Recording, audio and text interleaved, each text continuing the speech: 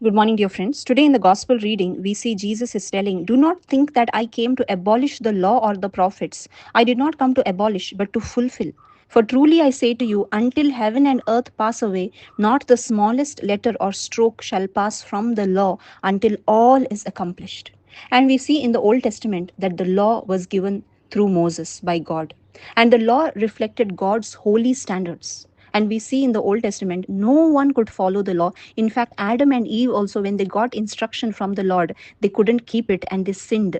They went against God's command. And same way, every human being has been sinning, and no one could keep the commandments of the law because the law shows God's holy standards, and no human being is that holy to reach up to the standards of God. And therefore, we see God decides to send his only Son, Jesus Christ. He came in the form of flesh to fulfill the law. And if we look in the life of Jesus, Jesus completely was obedient to the Father. He fulfilled every law. He did not sin in his mind, in his body. He was sinless, and therefore he fulfilled the law on our behalf, and he gave us his Holy Spirit. And therefore we read in the Gospel of John, chapter 1, verses 17, "For the law was given through Moses, grace and truth were realized through Jesus Christ." Today, if we believe in Jesus, if we have repented of our sins and accept him as our Lord and Savior, we receive the Holy Spirit.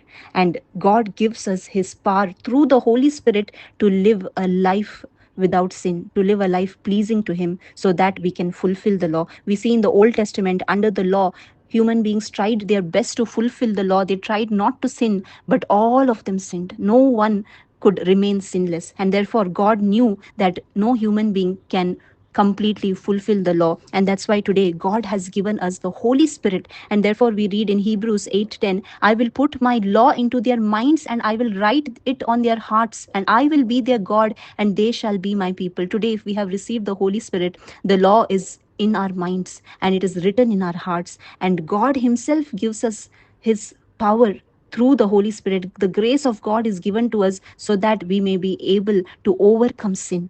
And in this way, we can live a life pleasing to the Lord. Of course, no human being is without sin. We are all sinners, but the Holy Spirit helps us with the grace of the Lord Jesus Christ to avoid sin, to walk in holiness, to be his children, because God is holy and he desires his children also to walk in holiness. And therefore, all this can happen only when we receive the Spirit of Jesus, because Jesus walked in holiness. Jesus walked in total obedience. He fulfilled the law perfectly. And only when we receive his Spirit, we can also walk in love, because we read in Galatians 5:14, the whole law is fulfilled in one statement: you shall love your neighbor as yourself. And today we can only love each other if we have the Holy Spirit with us, because now there is nothing external. It's not an external force or pressure which will force us to follow the law, but the Holy Spirit himself teaches us within us to live a life pleasing to the Lord by loving our neighbor,